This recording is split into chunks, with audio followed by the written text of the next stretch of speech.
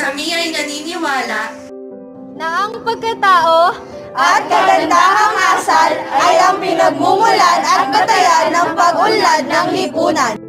Na walang imposible kung lahat ay nagsasabuhay ng mga pagpapahalaga tulad ng pagtulong at malasakit sa kapwa.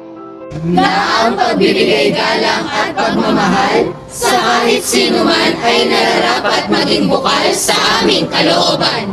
Katalinuhan sa buhay ng isang tao ay hindi hadlang sa aming pagiging bukas palad. Na ang Diyos ay siyang karapat-dapat na maging sentro ng lahat ng aming isinagawa at isasagawa.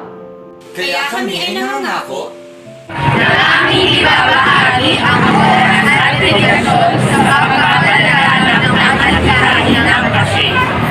na aming gagampanan ang aming mga tungkulin ng buong katapatan at walang pag-iipon. Na aming itutuon ang aming mga layunin sa pagiging makadiyos, mga tao, mga pamilya, mga kalikasan at mga bayan. Na aming titiyakin na walang